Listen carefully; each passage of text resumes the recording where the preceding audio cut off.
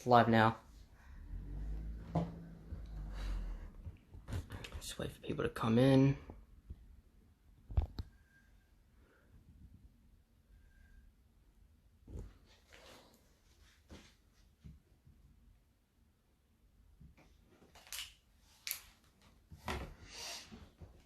Oh yeah, we didn't move that stuff. Those messages. Surely. There's a delay.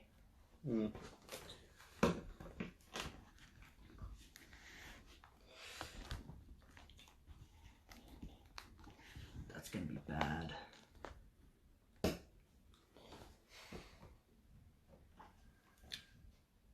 Okay. How many viewers we got? Hey everyone.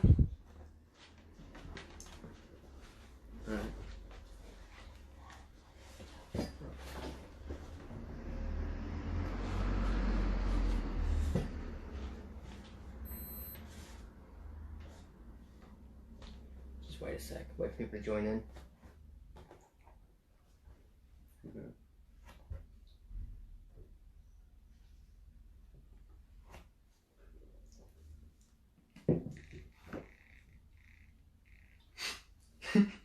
So loud. Oh, Jesus Christ. Okay, I just had a notification. Do you mind turning them off? Or was that my phone? That would have been yours. Yeah. Ah, jeez. 1 second, guys.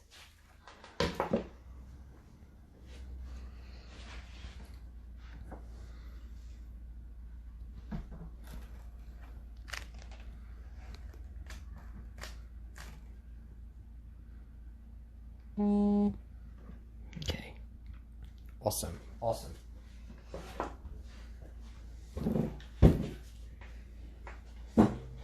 Alright guys, welcome to the Life As podcast. Today, we're here with Jake Manolis. How are you, buddy? Yeah, I'm good. How are you? Thank you for having me. No, seriously, thank you. Thank you. No, that's alright. It's my pleasure, really. You were a really good guest to start off with, because for those of you that don't know, you were my best friend from late grade 8 to grade 11 or so. Yeah. So how do we know each other? Well, you took a swing on me and I ducked it. Yeah, well, you were making fun of my brother. Yeah, so I did that a lot in high school. So, yeah, and yeah, you confronted me, and you you threw a punch at me. Yeah, I missed pretty bad. Yeah, it was bad. It was bad. But from that, friendship blossomed. So, you know, I think that's good. Good things come from near misses. That's one way of thinking about it. Yeah. I don't know what I'm doing. This is something completely I'm waiting for you to lead. So yeah. Fuck, no pressure. Yeah. Well, have you ever done a live stream or anything like that before? No, not at all. Cool. Yeah. What about you? No. Dude, I haven't even posted on Facebook for like 3-4 years, apart from profile pictures. So, yeah, not too much. Yeah, we were also friends with Jackson Silva, Alex Keller. Remember when we had that whole group? Shout out. Yeah, shout out, guys. How you going? If they're in there, no, I don't think so. But James Carroll's here. Hello, James. Is he now? Hey, Jai is watching. Oh, so is Alex. Oh, hey, everyone's here. They're all here. So is Jackson. Wow. Hey, cool. Hey guys. Yeah. So let's just talk about whatever the fuck we're gonna talk about. Alrighty. So our time as friends, right? We definitely had our moments where I don't think we got along too well. I think we were both kind of shit to each other. Yeah, we definitely could have been better towards each other. Yeah. I was gonna ask you, do you see any similarities in me from from how I was back then to now? You have like the same drive and passion, but it's like directed in a different sense to more positive things. So, do you mean that I was more focused on just doing random shit that probably wasn't productive? Yeah, Yeah, I can agree with that. I was a dick. That's one way of saying it. Yeah, you still have the same kind of monotone voice. You still talk the same. You have the same kind of humor.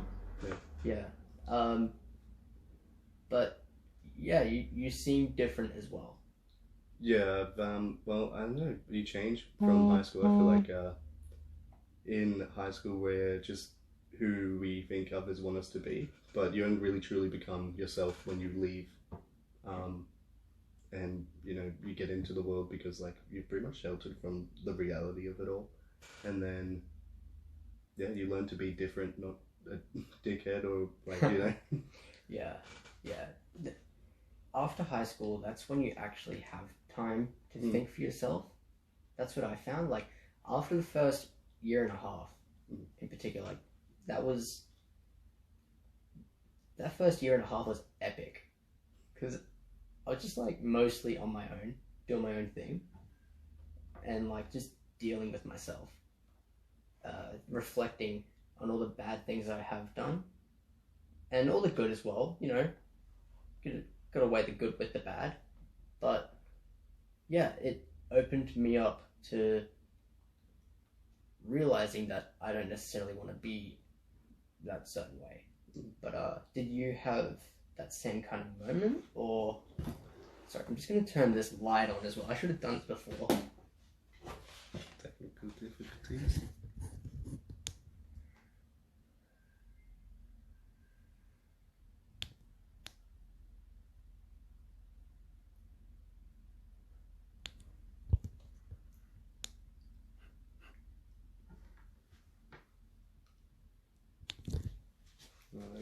Alright, let's go. Alright. Yeah. Yeah. So what was it like for you? Did you have that same kind of realization, and how was it after you left Southport? Because you left pretty abruptly. Remember that post you made? Surely you remember the post. Surely I remember, yes. I clearly remember it. I feel like I could have worded it a lot better than I did. But I still stand by it, to the sense that at the moment that's how I felt, and that's how I decided to depict, how I felt. I was kind of in a mindset of, fuck this, because as I was saying before, like I feel like no one knew me not because I didn't want anyone to know me, but because I had shown people someone I thought I wanted to be, who was like, I don't know, class clown, even if it's at the expense of others or whatever. But I feel like high school's high school, to the sense that we're just kids in a situation where we're under stressful, full days, 5 days a fucking week, and we're all thrown into this fucking place together. So a lot of shit can stir from that, and I felt like I was like, my eyes were open in the sense that I started to see through it, because I was the same. You know what I mean? I felt like everyone was in the same boat, as the sense of we're all we're all like presenting. You know what I mean? Like we're all being who we're not ourselves in that situation. But that's only the way I felt, not that that's true. You know what I mean? So you're more, just so I'm not taking you out of context, are you saying that it was more, everyone was just competing for status, and it's because like we're all just thrown there, we don't really get to choose at that age, really? Yeah, it's like societal Hunger Games, like we're just fucking in the like, oh man, and it got brutal. It was more a projection of my own insecurity in myself, because I was that was probably the most insecure it was in high school, even though I came off as like, like class clown, whatever, like I cared so much about what other people thought of me, and that's one of the main things I've grown from coming out of high school or leaving Southport, is that it's not that I stopped caring, but I stopped letting it affect me, you know? So I think that like, you don't really get much chances to kind of detox your whole life. Not detox, like that's a bad word to use, but like I kind of started new, you know, and I could, when I went to my new school, I had the opportunity to present myself, as myself, as who I not wanted to be, but who I thought I truly was in this different situation. Oh Yeah. Yeah. Well, you definitely seem a lot more open than you were before. So, like, even back then, I remember you did seem really confident at school. It was all front. Yeah. And then I would ask you things like, I found out that your auntie died. Not even from you. Yeah. But yeah. When I asked you, it's like, oh no, I'm okay. It's all good, kind of thing. Well, yeah, it's the I'm fine mentality. Yeah. Yeah. But that's what I'm saying. Like, it seemed like you never had those problems. Well, you did.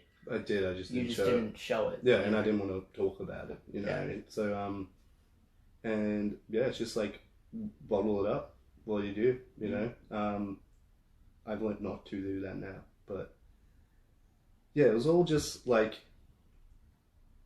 It was like I was in between, you know, thinking I'm the shit and thinking I'm shit. You know, like it was. I'm not like saying I didn't have confidence in myself, but I just was overweighed by, you know, I'd care how many likes I got, or if people thought I was funny, or you know, what people generally thought about me, and it to the point where it like consumed me. It was like what I was mostly worried about, and that's why I wanted to be liked. That I wanted to be the funny guy, or you know, even if at the expense of my own grades or schoolwork, it didn't really matter to me at that moment. Yeah, I do kind of see that. Yeah. With me in particular, I don't think I was really even trying to do it for status. Yeah, that's what I'm saying. I was just making fun of people because I thought it was funny. Like it's bad, but yeah. I know it's bad. I owe a couple apologies. So if you're listening, come on my show. Message me. Yeah, I'll apologize to you live stream. Like, yeah, a lot of people deserve one. Yeah, I have apologized to a couple people. Have you? Like, seen anyone from school and wanted, like... A few people. I'm not going to really mention names. I have messaged, but there's obviously a lot more, I think. I owe apologies. Because, like, I was, you know, at the end of the day, I was a bully to some people. Like, it wouldn't be, like, persistent, like, every day, but if they're the butt of the joke, then they're the butt of the joke. It made people laugh. Yeah. And, like, some people That's why I see it. Yeah, and that's what I'm not proud of that at all. Like, same. It's like it. You know, if I could take it back, I would. But it was all like, I didn't mean any of it, and that sounds like how they meant to know, because that affected them in that moment, and that's all that really matters to them, is that I made them feel like shit because I thought it was funny. And yeah, obviously I don't do that anymore. And it was like so strange because I was on the receiving end of being bullied, like even persistently, not in high school, but one time we moved from, I used to live in Melton in Victoria, and we moved to another town. I can't remember where or what it's called. Sorry, was this when you were living with your dad? No, I never lived with my dad. I've always been with my mum. Oh, okay. Okay. But yeah, so we lived down there, and I think I was about, before we moved up here, so I would have been like 9 or 8. Whatever year, do you even go to school that young? Whatever year that is. I think it was like year 3 or 4. I think it's... Might have been year 5. No, I think it's grade 3 or 4. Yeah, maybe even 2. I think it doesn't matter. I don't know how young I was, but it was like, I'm pretty sure it was 4 or 5. And we went to this school, and yeah, I was like persistently bullied for whatever reason. Like, they just, new kid decided to pick on me, and like to the point where I would like cry at night and like have trouble going to bed. And what I'm saying is the fact that we literally left because the bullying was that bad. That's why we moved back. So like, you know what I mean? So the fact that I had experienced that and then decided to put that on others, I'm ashamed of, you know what I mean? Because like, I know how it feels, and then I do it to other people. It's just like, did I even learn anything? But now I've had a lot of time to reflect on these experiences. Even when I first moved to Queensland, in primary school, I was bullied as well. They used to call me like monkey boy or something. That's what you get for being Greek. Yeah. And yeah, apparently I looked like a monkey, and they thought it was funny. And Ooh, that's democracy. What it is. That's what it is. We're just kids making fun of each other, or being made fun of, and we're expected to like learn during that as well. I don't think I don't think most schools have enough support systems for bullying. Like, they try to be like, oh, you know, be nice to each other, see the counselor, but like, they don't really crack down on it. Because there's just like so many kids to take care of. I don't know. Some kids should get bullied. I probably shouldn't say that. But I think I don't know. Like, whatever, it makes you know, some people successful. Well, whatever breaks you down can also build character. So, wait, is that a quote somewhere? Somewhere, yeah. I think I've. But it's true in the sense, but it depends on the severity of it. Yeah, like, I'm not saying, like, okay, when I say bullying, okay, that's probably a bad word. Yeah. I think shaming people when they're doing wrong, or even better, just holding them accountable, you know, I think that can actually help people a lot. Well, it depends. Some people need things said in a certain way, right? And just because you're shaming one person, or like holding them accountable, or like just treating, you know, it's very person by person based. You gotta get to know them before you do that kind of stuff. Well, I think I see where you're coming from. It can be dangerous as well, so you gotta be very careful with it. Yeah, but hold people accountable if they're doing something wrong. Like, you know, bullying usually centers around things people can't change. So it's like, in that moment. True. Yeah. So there's like, you know, if someone can't change something in 5 minutes, then don't comment on it. Like, if you're like, you know, if you're bullying someone because they're fat or too skinny or whatever, you know, if they can't change that in 5 minutes, so why would you bully them for that? If you're like, you got something stuck in your teeth, then that's like calling people out. I guess what's holding them accountable for having having spinach for lunch. Yeah. Cool. So what is the biggest way that you or your life has changed since leaving school? Yeah, I feel like my circle is more, you know, the people I choose to keep around me I really value, whereas before it was just like quality over quantity. Obviously I still have some really good friends from high school that I'm trying to connect with again, because I did leave so abruptly and kind of like, fuck you everyone, in that sense. It was just going out with fucking guns blazing.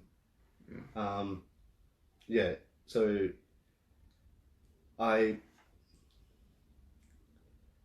do I put this? Yeah, I find that more value in the people around me and who I choose to keep around. Not that, you know, I'm selective, but if you show to me that you're someone who isn't worth my time, I won't give you the time of day. And through that, I've developed more in-depth like friendships with the people I have, and I've learned a lot about myself through what, you know, just, yeah, like, it's fucking apples and oranges. Like, you can't compare yourself to where I was like 5 years ago, because it was like just so different. Like, since then I've gone to therapy, I've worked through a lot of like stuff in my childhood, and I feel like if you don't do that, if you don't like, if you don't give yourself a chance, if you realize that you have like maybe traumatic situations from your childhood and you don't work on them, or you don't decide to talk about them with someone, then you're not giving yourself a chance, you know, and you're just going to keep being like as I was like toxic about my insecurities and that. So it's about working on yourself as much as you can and not making it anyone else's problem. Absolutely. Yeah. Absolutely. Just rambling. So when you got to the fuck this, I'm gonna guess that a big part of that would have been the situation with Sebastian Kaliski. Yeah. Okay. Would you be comfortable just letting people know about what happened there? Because I don't feel like I have got the full story. And then we can talk about what happened between us as well. Well, there's not much to be really said in that situation. We were friends for quite a while. The way, like, I'm sure, like, he has a completely different story about it. Like, we have different things, but the way I felt is that he became jealous of Damie and I's relationship. That's but this is just the way I see it. And he tried to sabotage it in whatever way he could. And then, you know, he just tried to turn people on me, and it worked a lot. So, but I also realized through that, it's like if people could ask me, oh, could you go back, would you change anything? I wouldn't, because everything that has happened and will happen will shape me into who I'm meant to be, what experiences I'm meant to have. I would not trade that whole situation for the world, seriously. I was very depressed after it because I felt like I had no one. But I grew a lot from it because... Fuck you, Jake. You're just going to stay working at Moss Burger for the rest of your life. Listen, burgers. We'll get to that. So, yeah, as I was saying, is that's what helped me find confidence in myself, like, with who I truly was. Because it was easy for me to leave that situation, leave Southport, because I wasn't myself. I thought these people don't even know who I am, they only know who I've chosen to show them. Yeah. And so that made it easier at the time. But yeah, I wouldn't go back because in like some sort of alternate reality where that didn't happen and I didn't like throw myself in a hole a bit with the fuck you attitude. Would I still be so concerned about what other people thought about me? Would I still let it consume me? And I think that I would. I would still be so, self-confident but not confident. Like that's what I'm saying, yeah. Thinking I'm the shit but then feeling like shit. Yeah. And I don't do that anymore. I don't really care. And it's not about not caring, it's about, as I said, not letting it affect you. So through that situation, it helped a lot. But what really happened was I was already planning to leave Southport before all that stuff happened. Oh, how far along? So what had happened was I was doing 6 OP subjects. I can't really remember, like 2 maths, 1 English, health, marine, and there was another one maybe, I don't know. But I was doing pretty well in most of them, like the 2 math classes, the higher maths, I got like B's and A's, because that's my strongest subject. English was alright, B's, but there was 2 subjects that I was failing, which was like marine and the other one I can't remember. But so I requested to change out of them halfway during the year, and when I got back into the semester, nothing had changed. Like, oh no, you never like gave us the sign forms, when I certainly did. And then I kept failing because I couldn't do, like, I overestimated myself. I couldn't put that much time into school, even though I should have. I could have done it if I'd really tried, but I didn't at the time. And so they pretty much said to me like, oh well, we'll kick you out of OP, whatever. You might have to repeat the year or something like that. And then I was like, all right, well, I'm gonna leave. And they're like, all right, whatever. So I didn't leave because of that situation. That just happened after. It was kind of coinciding. Yeah. We have spoken a bit about that, and you were saying in one of your math classes, it was kind of funny to hear, Mm-hmm. but some of the geeky kids were actually bullying you.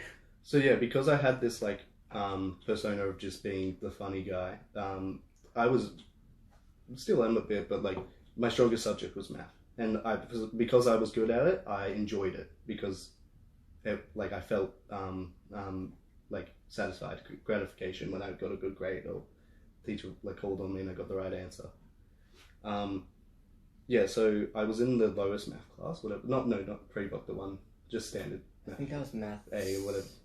I think math A was the top one. Math C. Maybe? I think no, math C and B is the two highest. It doesn't matter. Anyway, I was in the two highest classes. I had like 6 math classes a week, but before that, I was only in the lowest math. And I think her name's like Miss. The head of math department, I think it's like Avery or something, I can't remember. That sounds right, but I'm not 100%. Yeah, she approached me and was like, oh, well, you know, you're too good for this class. It's just easy for you. You're actually distracting the other kids because you know all this and you're making it harder for them to learn because you already know it, you know, like you're getting A's. She was pretty much saying I'm wasting my potential in just the regular math class. I did because it was easy, you know what I mean? And then I went into the highest math classes. And yeah, when I got there was like literally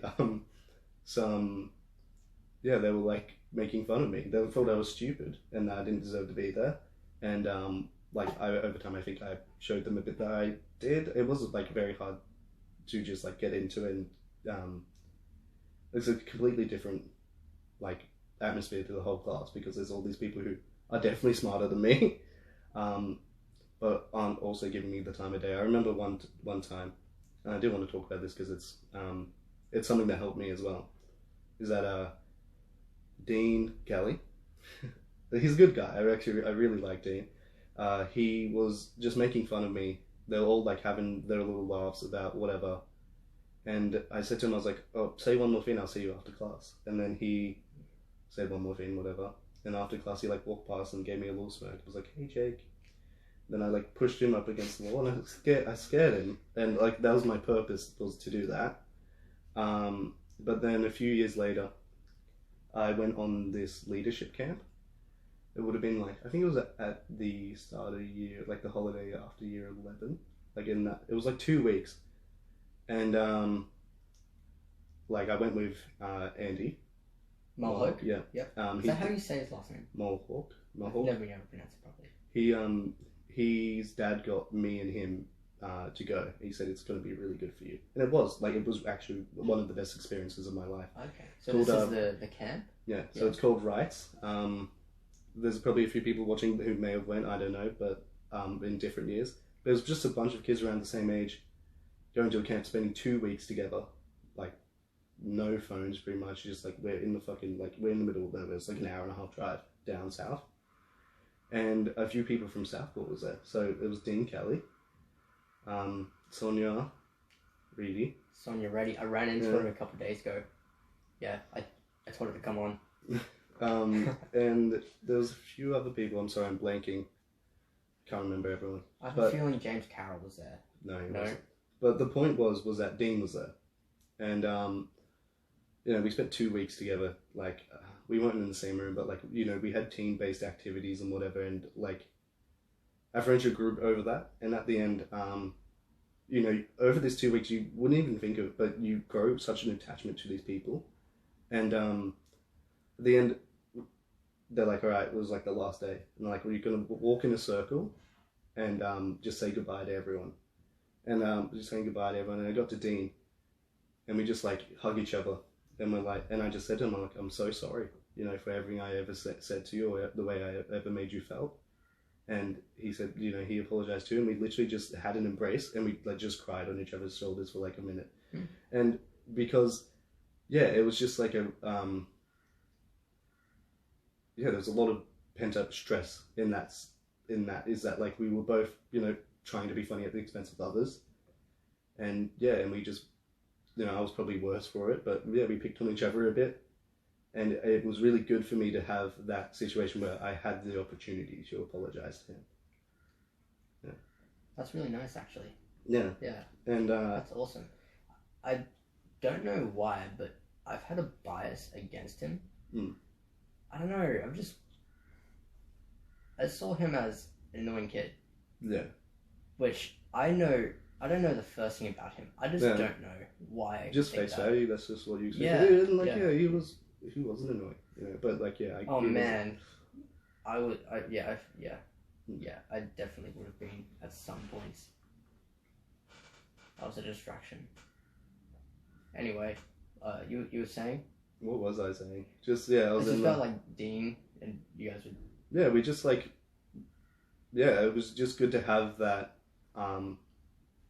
Just because I feel bad for like a lot of things I did. Like I regret a lot of things, but you know, if I had the opportunity to apologize to everyone like that, I would. But and I do. I can message them, but I can't even think. You know, it's all blur. Those years of just every day at fucking going to school at like 8 a.m. And then. Is there anyone that sticks out in mind that you wish that you would have not done something to?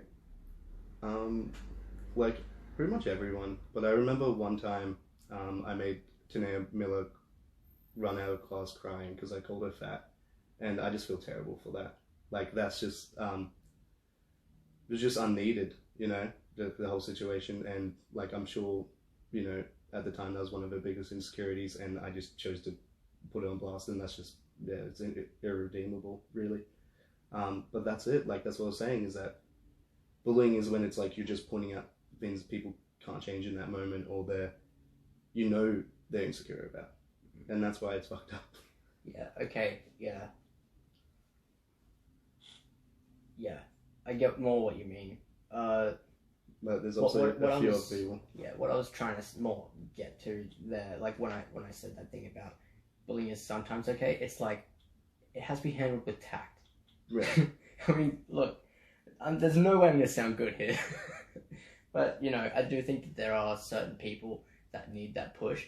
Whether it actually helps them, that's up to them.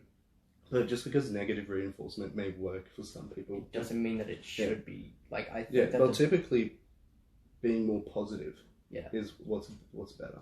Yeah. Being a good influence for people is much more effective. Like, that's just what I found. Yeah.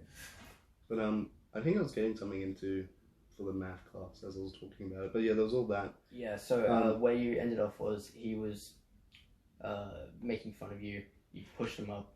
Yeah, that whole situation happened, and it's gone, and I there, like as I said, apologize for it. But if Mr. Richard, if you're watching this, fuck you. Oh my god, I hate that guy. Stop teaching, please. Why did he become a teacher? Why? I don't understand. If you hate, well, look, he was. I feel like if you're on his good side, he's fine. Like he made class enjoyable for people. But I feel like if he sees no value in you, or like I was a fuck around. I would egg him on for the point of just, you know, because I knew he disliked me and he knew I disliked him. He's evil Robin Williams. Yeah. Yes. Yeah. He looks just like him. Yeah, a bit, I guess. But he had such a negative effect on my thought about math class. Like the fact that I went from this being my favorite subject to me dreading when I had class with him. It was just like ridiculous, you know. It's something I enjoyed before, and then he made it harder for me to like enjoy something I was good at. I had a similar experience actually. So on the sports days, you know how we could do study as well? So I did study. He was my teacher with some other teacher, I don't know her name, which is not memorable. But yeah, he was our teacher, and he was such a power tripper. It was ridiculous. I remember one time, instead of saying, I think this is how I remember it, instead of saying good afternoon or something, Liam Weaver, he said here, and then I don't know if I'm getting this right, but I believe Mr. Richards sent Liam up to the office. I stormed out of the class. I was pissed off. I went to the next room. I just did my study in there. But yeah, just like, come on. Who are you doing this for? Yeah. Like, just, as you said, Fuck you, Mr. Richards. And like many other teachers, like a lot of, don't get me wrong, a lot of them are like good people and like want to enrich the youth of our nation and just fucking, Mr. like, Lappy. yeah, that's what I'm getting into. Mr. Lappy is probably one of the best teachers. If you would be lucky to be taught by him, because like he can have a laugh, and like, but he made me want to learn through just fuck. I want to go to this class. I want to be good at it, and like he, you know, and if you didn't put your all in, he wasn't like, he didn't see less value in you. He would be like, he's like, yeah, I'm not mad. I'm just disappointed because I know you're better. I know you have more potential than that. And that's good teaching. He's an amazing teacher. I messaged him a few months back, and I just said to him, I was like, look, I've never really got the chance, but I just wanted to thank you for, like, you know, making high school that little bit easier for me, and just being a good teacher and just like having a laugh with me. And yeah, I feel like those are the right type of people to get into teaching. Yeah, wow. I would actually love to get some teachers on this. I would love to. Yeah, reach out. Mr. Russell, If you're listening. I would love to have you on. Like, man, the shit he has on me. I've got dirt in that class. But yeah, Mr. Lappy, he'd be an awesome guest. I'd actually love to learn more about him. You know, just as a person, because I do know that he's just an interesting dude. I know that he's got a friend who's got schizophrenia, and best friend, you know, he's just a little whack, but, you know, he looks out for him. It's just like, wow, that's just heartwarming, you know? Look, yeah, there's just, some people just shouldn't teach. Like, if you hate, look, I'm not saying they hate children, but like, you sure fucking seem like it. But one thing I realized as well is that, like, going through primary school and high school, I was told a lot, like, oh, you know, you have so much potential, very gifted, very like smart in math mostly. I got a lot of confidence from that, and a lot of compliments on that, like that ability.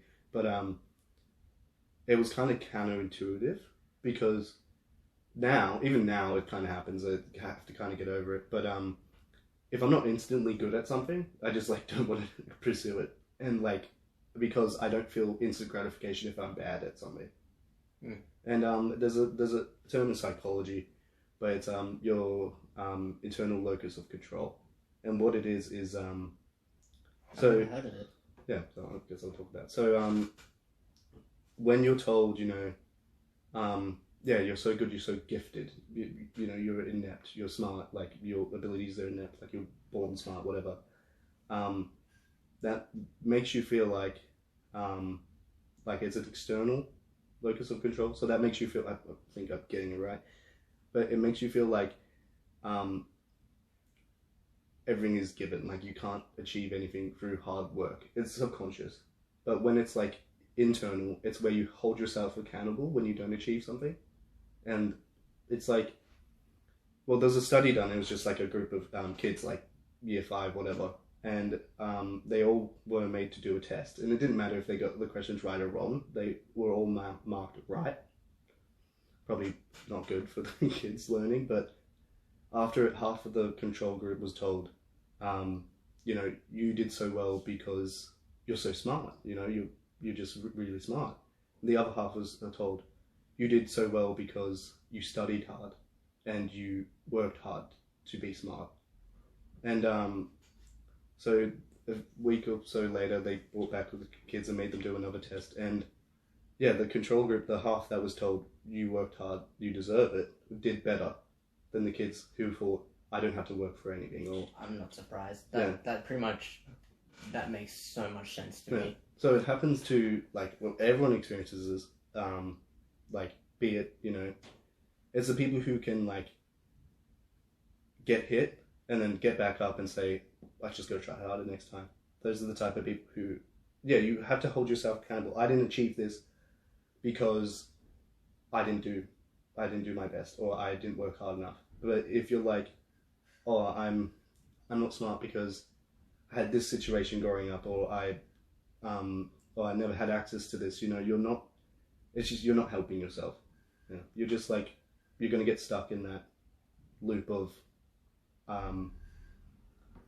that you're not good enough because of this, when you should be saying I'm not good enough because I haven't tried hard enough.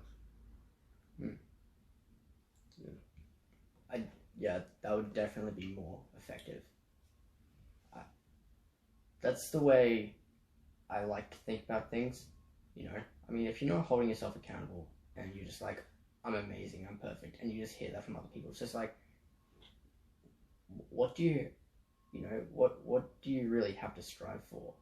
Mm-hmm. It's like, if you say you're strong, then you don't really give yourself a lot to work with, you know. But if you say, hey, I'm weak, this is where I'm at, it's like, okay, well, what can I actually do to gain competence?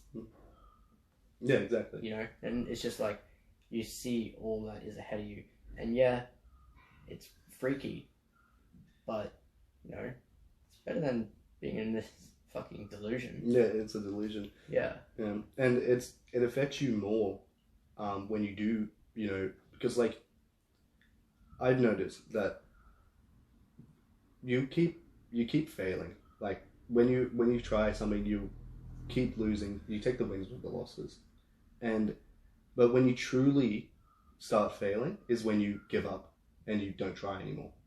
Because like one of my friends said to me a while back, it kind of resonated with me, but you just got to get out there and start failing, start taking losses, and because if you don't start doing that, then you never achieve anything. Look, this was not a good idea. Why not? Like, it's such a great idea, like this format of a podcast, but also like I'm revisiting everyone I can from my past, pretty much. Like, there's gonna be a lot of dirt, you know, which I'm okay with. It's actually probably, you know, it's better than worse, you know, because if I lie, these guys are gonna hold me accountable. Yeah. So it's gonna make me more honest. I try my best not to lie anyway, but who doesn't? You know? Yeah, whatever. But yeah, like, I'm on a speed run to get cancelled. That's the way I see it. So I'm terrified. I'm just a casualty at this point. You're just gonna say something that's just gonna like. Yeah. I don't have anything really to throw you under the bus with. Yeah, not really. Which. Nothing I wouldn't probably admit to, but we'll see. These guys will hold you accountable. Yeah. Well, yeah. Cool. Is there anything you want to ask me? You and Damie, you guys have been dating for how long now? Almost 6 years. Wow. How did the whole thing, like, did leaving Southport and, well, even that whole situation, did it affect your relationship with her? Did it make you go to her even more? Or I don't really know what I'm... Like, I feel like because she was at the root of it as well, like, they were, like, attacking her as well. Like, obviously it just, like, made our relationship strong because we knew we could rely on each other in that sense. You know, when you've been with someone that long, like, she's my best friend, so we do everything together. Like, I literally, I see her, like, every single day of my life. Yeah, that's awesome. I don't know what to say. We haven't said this yet, but we're in your house as well.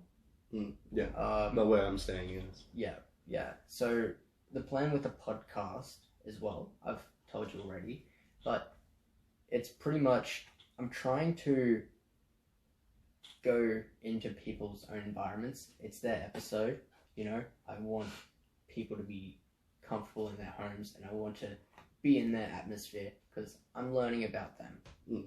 Yeah. So thank you so much for letting me come over. That's all right. I hope I can be hospitable. And that, like, we've got a pretty good setup, I think, at the moment. So. Well, you offered me a beer, so thank you. Do you want? No, I'm good. Yeah. I'm almost straight 180 now.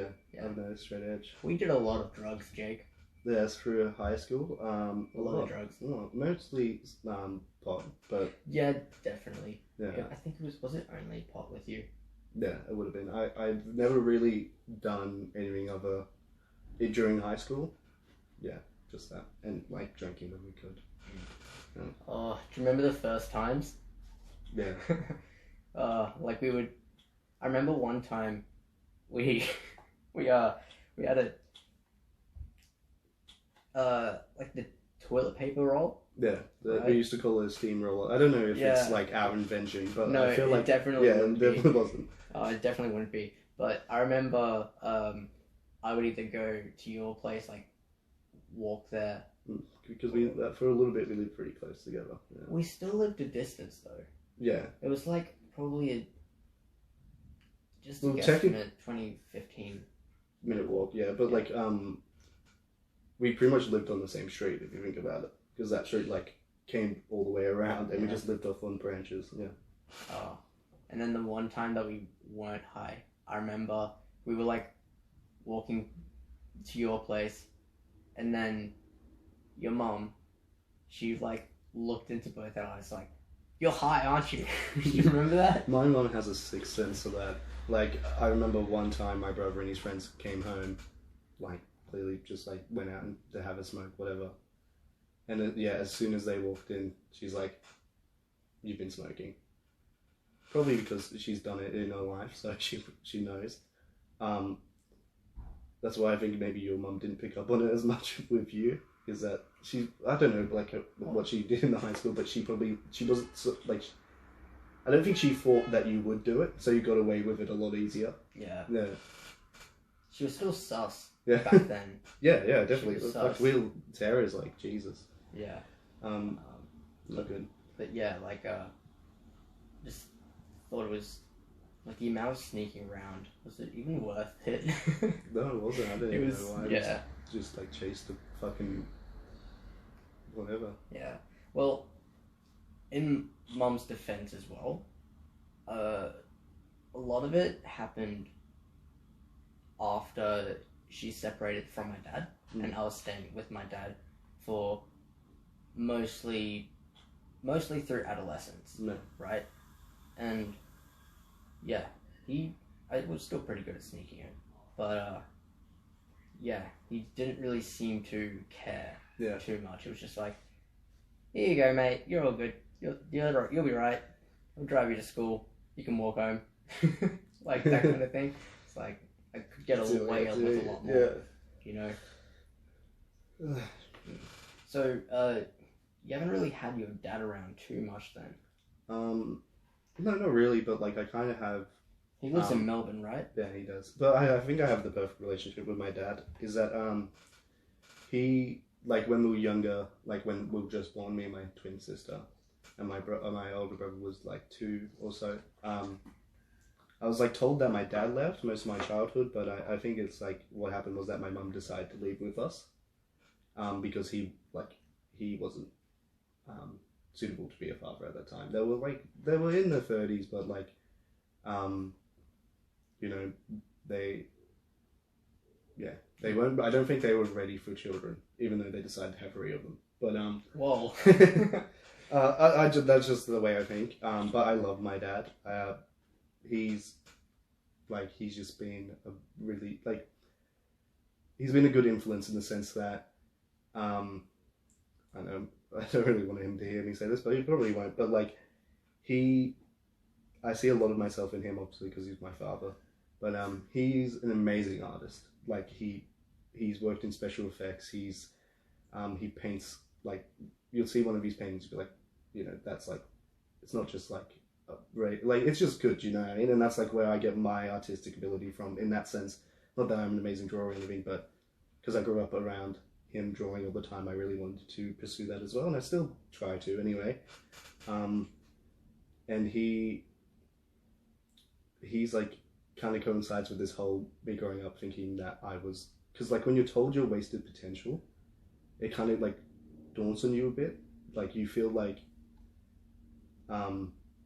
it's just like it's not good for you to be like, for teachers or people to always be like, oh, you're wasting your potential, you know, and it's just kind of like, oh shit.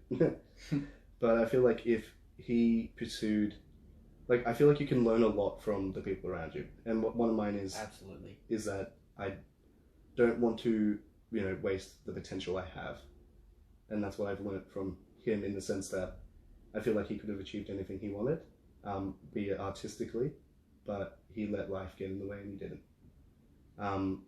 So that's one of the most important things he's ever taught me, is to, you know, and he didn't even like mean to, it's just subconsciously, he taught me that, yeah, to give everything my all and to keep trying. And even though he taught it in a way that was like, not the way like he didn't intend for me to learn that lesson, but I did, and I'm grateful for it. I think it can be very, very powerful learning things that way as well. Like, I think that we can relate to that, like, with our fathers, except mine is probably a bit more shit. Yeah, from what I've heard, yeah. Yeah. But yeah, I can relate to that, for sure. And that is a big part of my drive. And it sounds like it is for you as well. Yeah, exactly. Yeah. Pretty much just, I mean... For you, it's like you just don't want to end up like your old man, which is like...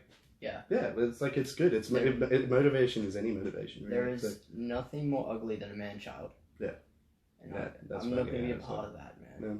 Like, I know I have the part in me, but no, not letting that win. I'm good. Yeah, look, we're young now, we could get away with it, but like we're even now we're child men. You know what I mean? Like, we're still young, but we're still kids. Yeah, like, well, I mean, I feel like when you start reaching like 24, 25, you don't really have an excuse to be a shitty person. You know what I mean? Like, that's like the cutoff for me. Like, if you're still, like, if you're getting to, even now, honestly, but like, I'll give it some leeway, but if you're still treating people like shit, or like, you know, being a bully, or being toxic, or judging people, or whatever, it's like, it's really on you. And it's like, if you don't choose to grow from that, then like, don't. Just be stagnant. Like, just be fucking constant. Just stay still, because like, and I'm just not going to stick around to like see it, you know? Yeah. Yeah, well, it sounds, from another conversation, it sounds like you have dealt with that lately as well. What? Jai? Oh yeah, Jai. Not like, we won't mention names, but we have already. Yeah. I have. I like to see the best in people, and I like to see people for the potential they have. And yeah, like, I saw like a lot in him, in the sense that he has passion, and that's all you need. Like, that's what you have, is passion. You have drive. That's what gets you up, you know. Stop sucking me off. Thank you. No, I'm just saying that, like, if you don't have that, like, most people have that, but they don't act on it, and that's what he was just a still, like, he just got through it, was in constant motion. I don't really want to discuss like the whole depth of it, because it's not really my place, but he just victim mentality. He blamed everything else but himself, and through that he never had to be accountable. And like, I don't know, like, as I say, like, people grow up in different situations, and that's why I'm accepting of everyone, every walk of life. If they come into me, and like, my main, like, I got him a job, you know, and before that he was like unemployed for over a year or something, and I was trying to get the wheels working to get into therapy, because it helped me so much. You know, I feel like if you're going through it, just like, give it a shot. You know, like, you don't need to go in there and just like tell all. You just need to go and see what you can learn from it. Mm-hmm. Like, Headspace does like 10 free sessions or something, and I feel like if you can do that at the very least, and that's what I was trying to get him into, because he has a lot of problems. Not that I want to delve into it. That's fine. Yeah, but you're done with him anyway. Yeah, it's just through my helping hand, you know, that like I want to see the best of people. I want to bring the best out of people, but It's when those people they take advantage, and like that's like a lot. It's gonna happen a lot in everyone's life is people who just see you for what they can gain, you know. So I know that you learned a lot of lessons from your dad. It sounds like it's very similar to that situation, right? Like different, yeah. But same, but different. Yeah. What lessons did you learn this time around? Some people. Oh, look. If you want something to change, you can't change someone. You can't. The only person who can change is yourself. Like if that he didn't want it enough, you know what I mean? So I've just learnt to, like, if someone is willing to help themselves, that's when you help them. But when you just go like, hey, I want to help this person because I feel like they need it, or that's when they live off it. And that's like why he's gone so far being the way he is that he's just lived off the kindness of others, or like people who help him, you know, and yeah, whatever. So yeah, you can learn a lot from every situation you're in, and I think that's going back to failing. You never fail if you learn something from it. So yeah, exactly. Yeah. So you're a chef now? Yeah. So I'm starting my apprenticeship.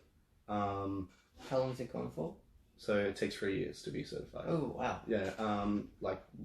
It's only like 1 day a week or whatever to go to school, and then I work like 5 days a week. Yeah. But yeah, I decided to pursue that because like I come from a big fat Greek family, you know, like we're always cooking. My yaya, she used to always cook, like at Easter, Christmas, she'd have a whole fucking banquet for everyone, invite everyone over. And one day I want to provide that for my children, my grandchildren. And like my oldest brother, Adrian, he did an apprenticeship when he was about my age, but he didn't go through with it. And it was funny because I was a bit nervous to tell him about it because I thought that he would say, you know, like, oh no, you shouldn't do it. It didn't work for me. Like, no, it's not a good idea. But like when I touched base with him, I talked about it. The one thing he said to me was like, if you're gonna do it, do it. Because the one thing he really regrets is not sticking through with it and leaving. Yeah, and what I aim to get out of it is obviously like work as a head chef somewhere in like how many years it takes, but also to be able to open up my own bar and restaurant whenever that comes. But like that's the goal I'm working towards, 5-year plan, whatever, you know. Okay, so is that the main thing that you want to work to? Yeah, to like run a kitchen in a restaurant. That's awesome. So you must really just love cooking. Yeah, like I enjoy cooking as a like at home as a pastime, but like also obviously at work it's different. You're working, you know what I mean? Like it's like people who are photographers love going out on the weekend and taking photos of whatever, but when it's weddings, you know, they just have to be there. So it's like it's a different atmosphere. But at the moment, like it's kind of like my Rocky montage phase where I'm just learning, you know, and I'm bettering myself as much as I can, and like that's what it is. You can only keep doing what you're doing to get where you want to be. I see your sister watching. Hello, Alexis. Hey, Alexis, how you doing? Sorry. Continue. So you're in your Rocky montage. I love that. Yeah. That's phenomenal, man. Yeah. Rocky montage. That's it. Yeah. Yeah. Well, I have a lot of faith in you, man. I think you're gonna figure it out. Yeah. You're just gonna keep going. Yeah, exactly. Yeah. Like don't let me down. Don't let these people down. I won't. They're watching. All the viewers. Yeah. No pressure. But yeah, like yeah, I think I was a bit lost after high school because like I didn't really know what I wanted to do, and I feel like you don't have to. I also feel bad for people who like decided in high school what they wanted to be and then now they're pursuing. As long as they're happy, you know, just do whatever you want. I used to work with this French guy, and he said to me, "Jake, listen." He's just saying, the French guy I'm thinking of, or no, from high school. Yeah, French. not Sahel. No, not Sahel. Okay. His name was Alex. I worked with him at the place I work with now. But Jake, listen. but he said like, because I was considering doing psychology for quite a while, to help people how I've been helped through therapy or be a social worker or whatever. But I realized that I can do that through the people I interact with, you know, and like I don't have to be a professional to offer advice, but like, and when he asked me what I wanted to do, I was like, oh, I'm studying psychology, whatever, and then the reason I became like an apprentice is he left work, and I thought it was a good opportunity because like I've always been interested, like if I can help or not, I'm going to be working hospitality while I'm studying whatever I want to study anyway. So that's your preference. Have you ever been in customer service? Yeah. Excuse me, guys. I hate customer service. I hate customers. Some customers. Okay, so you just prefer being behind the scenes and... Yeah. Yeah, okay. Like, it's a lot better because you don't have to deal with people. And like I worked at a restaurant for like 2 years as a waiter after high school. And, you know, there's some good times, but like, some people, man, they're having a bad day, it's your problem. They don't give a fuck. Like, I remember during the Gold Coast games, there's a truck outside, sorry guys. Just keep talking. Yeah, during the Gold Coast games, we were like in Broadbeach, and that's where the restaurant was, and we were like really busy for like that whole week because it was like the center of it or whatever. There was like stages, all this shit, you know. And I was like working a really long day. Like I was probably on like 11 hours, like that's including break. And we just kept going until people stopped ordering, you know what I mean, as much as we could serve. And I remember I got this guy's order wrong or something. Like when he walked in, I was like, oh, it's like 15 minutes wait or whatever. And then he ordered and he sat down and he had ordered the exact same thing as someone else. And I accidentally gave his order to that person. I apologized, obviously. I was like, look, it's not good. I put it up in priority. It's going to come as quick as it possibly can, you know. He just wasn't having it. His intention was to make me feel shit. Yep. And he was just like, oh, and he was like one of the Gold Coast, what was it, Commonwealth Games. Oh, he was like, I bet he let you know about that. No, he was yeah, exactly. He was wearing the shirt, so he worked for that. Like, you wanker. He was doing something, like he was like a representative, and he's just like, I've just worked a long day, like I don't need this shit. I'm just like, I'm still working, mate, and you're like, you're talking to me, and I'm on the job, and you're telling me you've had a long day. But that's what I'm saying, like, yeah, I just don't want to deal with people again. Like, I don't feel like I want to serve customers. It's just like so draining. So what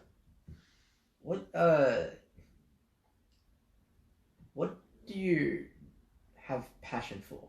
Yeah. So that's what I was getting as well. You clearly have passion for cooking. Yeah, but like I feel go on. Like a lot of people get career and ambition mixed in together. Is that yes, it's ideal that you work, like, you know, if you, when you're working and you're doing what you love, you don't have to work a day in your life, like, because you enjoy it. And I completely agree. I'm in that kind of job now. Yeah, exactly. And that's what and because I enjoy cooking, you know, it's like I enjoy being at work and like preparing stuff and, you know, whatever plating means, you know, because it's not that I'm not working, but I would enjoy it a lot better than fucking folding clothes at Best and Less like I did when I was 15, or like, you know. And like, yeah, so ambition is separate and people don't really realize that, but like ambition wise, you know, I want to focus on art and music, and those are things I'm passionate about, but I know that unless I'm fucking really good at them, they're not going to pay the bills, you know what I mean? So I needed to focus something that I enjoy doing and that I can make a career out of. So do you have any music out now? No, I don't. But there's some in the works, maybe, but who knows?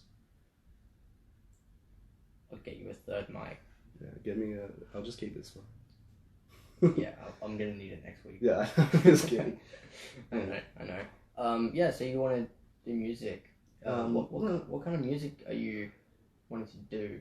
You've always seemed more of like an indie kind of guy. Yeah, a little bit, but like, I'm just kind of like, because I'm just like, I'm not really focusing on making music, I'm focusing on learning it. So like, I've played guitar since I was like, young, but I never really put that much time into it until like maybe a year or two ago, where like I'm practicing as many times a week as I can, and you know, I feel like when I understand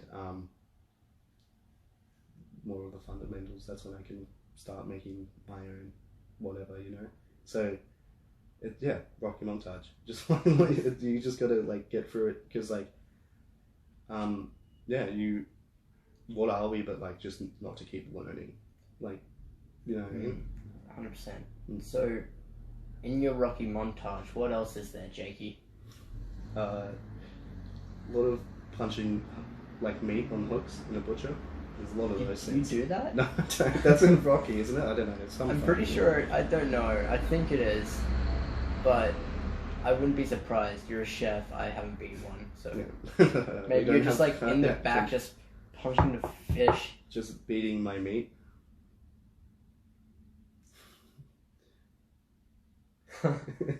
You meant to laugh.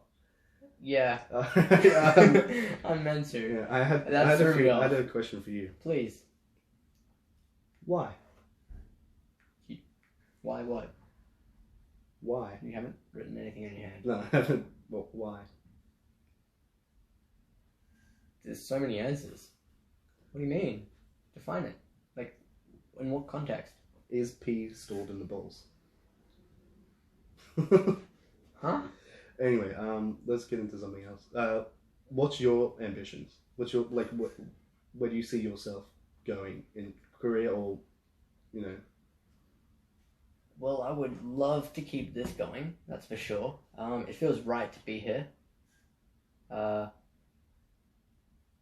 now, when it comes to ambitions, goals, I don't really think of it, I probably should.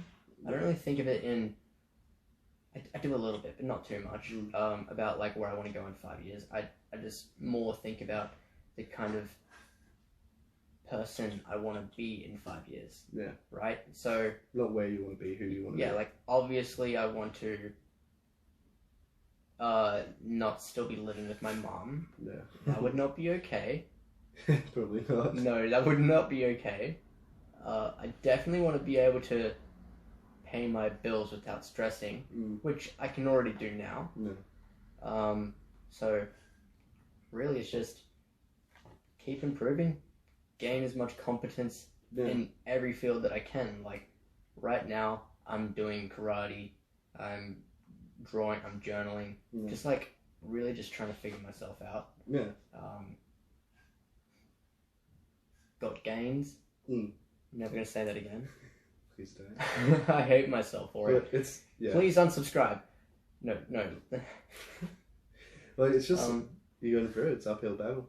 Yeah. It is. But I wouldn't have it any other way. Yeah. Because every day, it feels like I'm battling myself, and it's very epic. Yeah. Because the good side, or the one that is looking toward good, is winning, you know.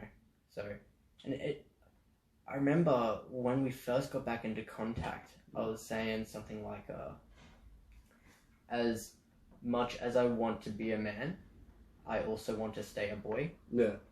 Now it feels a little different, like where that's just an even smaller piece, and I don't even pay attention to it. It's just like it's real. It's not even really there. It's like a speck, and I'm just. That's good. I've worked in better habits. I've more looked at, you know, like, if this is just where I am, this is what I'm doing, as in like exercise, self-improvement, all that kind of stuff. That's just where I'm at. I'm not focused on that anymore. It's just go, go, go. And I could definitely work on my time management, for sure. But this is actually helping me a lot, this podcast thing. It's just this hour we've been talking, it's been an hour. That's it. Right. Wow, it has been. Yeah, to go on that, I feel like a lot of people, it's too easy to be comfortable being uncomfortable. So, like... Shout out to Kmart.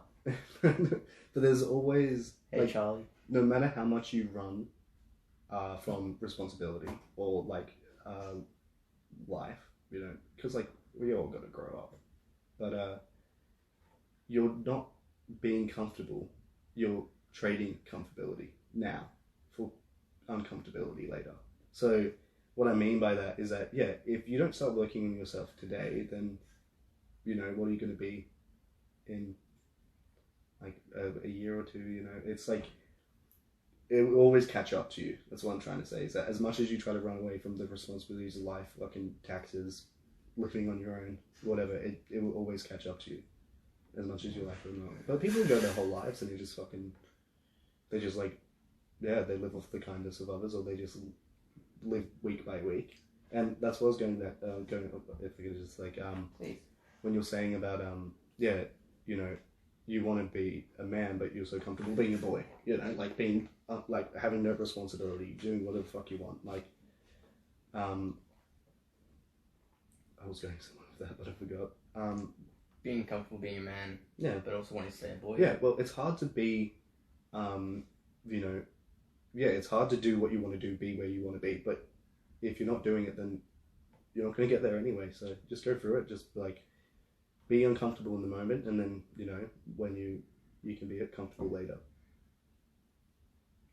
I'm rambling. No. I do see what you're saying. Like, I think there's always going to be some discomfort, but it's pushing through it. Yeah, exactly. Like, if you're doing what you want to do, then you're not going to get there by being comfortable. No. Although once you actually get started, you get more competent, people start noticing the improvement, you start noticing the improvement, you're going to feel a lot better about it. Yeah, it becomes easier. And that's what you're saying, is that, like, just a spec, to think that you want to be a boy, it's laughable now, you know? Like, you want to be the best you can be. I mean, it's just like being aware that it's still a part of me, but also not giving it anything. Yeah, not feeding into it, Yeah. Like, I sometimes think, even, like all the time, is like, I save about 35 to 40% of my paycheck each week. That's fucking great. Yeah, after bills, whatever, like, you know, I'm not going to really exact numbers, but awesome. And just to put away for a rainy day. Well, I'm saving for a car, but what I mean is that sometimes I'm literally just like, I wish I could just live week by week, like half of the Australian population. Is that, like, you just buy it because it's there, and then you want the gratification from it. It's about sacrifice, but it's also about rewarding yourself when you deserve it. No matter what, you're making a sacrifice. Yeah, exactly. That's what I was getting into. Is like, you're making a sacrifice. If you spend the money this week, then you won't have it, you know, when you need it. Well, what else should we talk about? Well, I thought you were just going to keep going. No, I don't know. No? Well, what are your hobbies? Hobbies, yeah, well, that's what I was going back on. Ambition is that, like, well, like, I don't know, fucking video games, I guess. Like, that's what I do mostly, but playing guitar, I try to draw as often as I can, just getting better, just getting through it. Do you feel like you do more now than you did when you were younger? Yes, definitely. But because, even though I'm working, like, as much as I do, I still have more time than I did in high school. Yeah, because... Oh, yeah. Well, more that I'm using my time more wisely, to, like, focus on what I want to do. That's good, man. Yeah. That's good.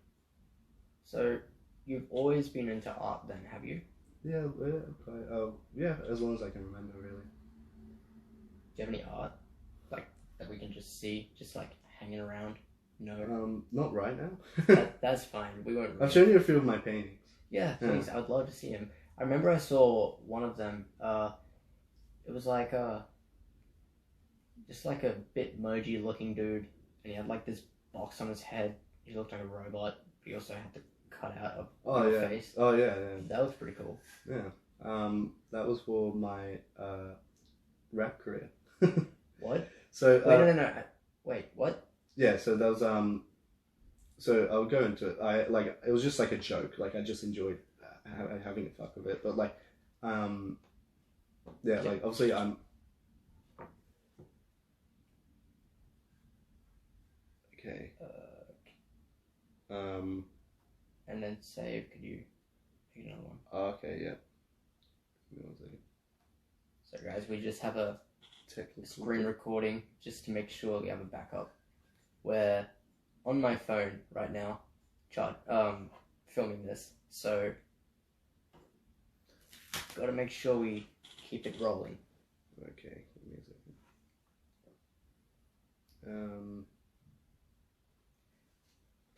Technical difficulties. So you were a SoundCloud rapper.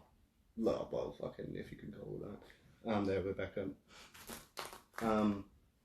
No. No, I just did it because, like, I just enjoy doing it. Not because I was, like, trying to be good, but it was just, like, for the fun of it. Mm. Yeah, so I have, like, 3 songs or something that, like, they're not that good, obviously, because I can't rap. Yeah. Where can we find them? SoundCloud, Jimmy Jr. Jimmy Jr. Yeah. There we go, guys. There you go, give them a listen. Go learn a little bit more about Jake. I Jake. made them in, like, 2018. That's some time ago. Yeah, it is. Wow. So that was a year after we graduated. Yeah. And that was just flipping burgers on Mossburger, which I guess we can get into now. Yeah, let's do that. So I remember so the way I remember it is we started getting more distant as friends. Like, I was trying to hang out with you, but you were just like sitting there playing Yu-Gi-Oh! It's like, is this even worth my time? I still play Yu-Gi-Oh! Good on you. Yeah. But yeah, like you like, it's paying no attention. It's like, okay, well, stop this. And then just to skip forward a little bit, Seb Kaliski, we mentioned him earlier, he told me that both you and him were talking shit about me. It's like, okay, I'm not gonna be friends with either one of you then. And then, what was your perspective again? Because you seem to remember it differently. Yeah. Well, so long ago, but like I remember that we weren't friends for a little bit, like in high school, like before I left. There was like a few weeks or something where we weren't friends anymore, and that's like when those things were said, I believe. But like, as I said, I feel like he was a bit hell-bent on turning people against me, so he took, like, yeah, no, I'm not denying that I have things that I probably shouldn't have said, but he definitely made it seem a lot worse than I intended it to be. But I think he was like just playing the field, you know what I mean? But like what was said really is that, yeah, I was just worried that you wouldn't, like, well, look, where you are now, that's what I wished for you, you know, is that, because like, yeah, you had a lot of potential to be whatever you wanted to be, and I didn't want you to waste that. And then as an effect of that, I didn't want that to affect me, even though after high school I just went off the deep end anyway, you know what I mean? So it was, yeah, it wasn't like so it, like, I let it ruin our friendship at a time that I needed as many friends as I could have, you know what I mean? Honestly, when you put it that way, in your position, I would have done the same thing. Yeah. I mean, I try to be very cutthroat with people who, like, if they're not helping themselves. If they're not helping themselves, if they just have a bad energy that just weighs me down in some way, it's like, I just need a better energy around me. You know? Yeah. So I don't blame you. And just where I was then, honestly, I think it was probably a good thing that we didn't talk. Yeah. Because, as I said, I grew a lot in the first year and a half or so after high school, because I was on my own. I was just working, doing my own thing, not talking to anyone, and I think that's what I needed. So I'm glad we stopped talking.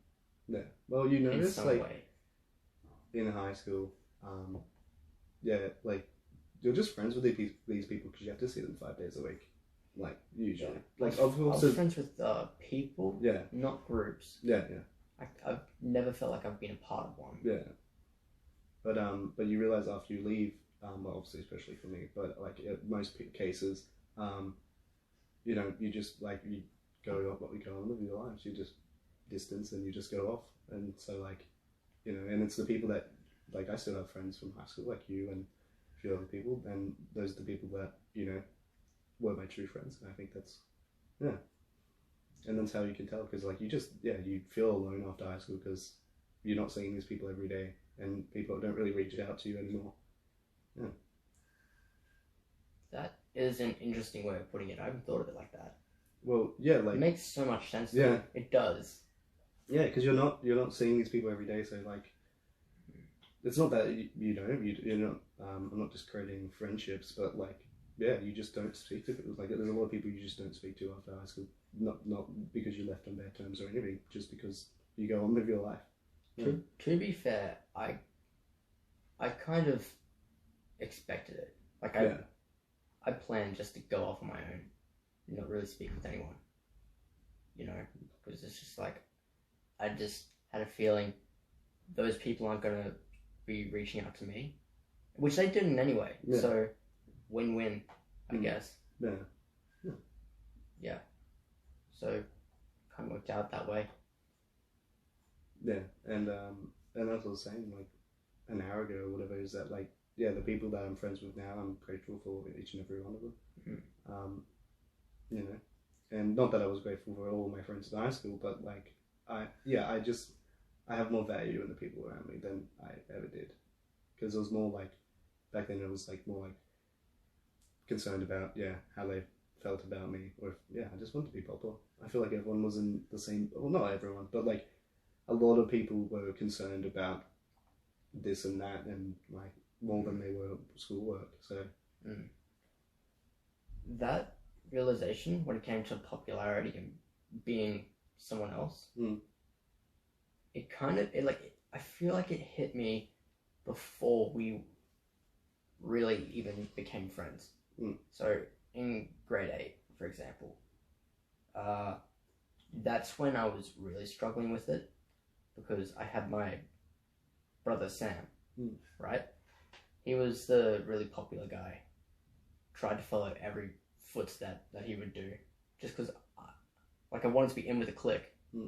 But his kind of clique was just weird. Like I was in so many different friend groups, just with girls. Just like, cool, but this ain't me, chief.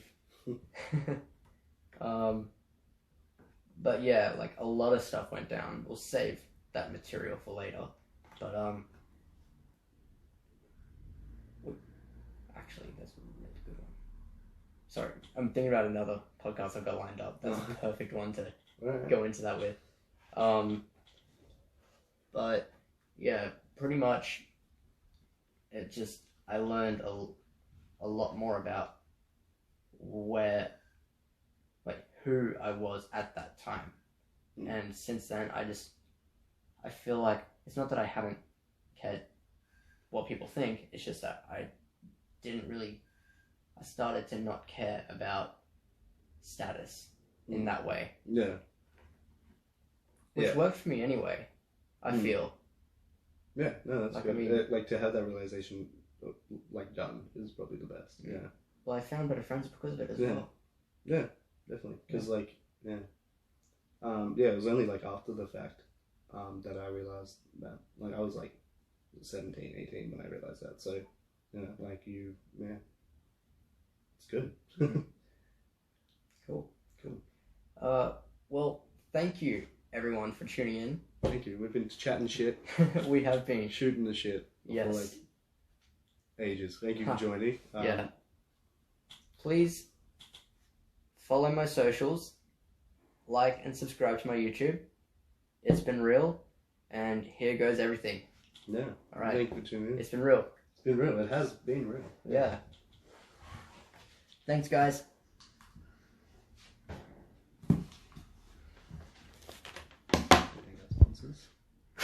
I turned you off.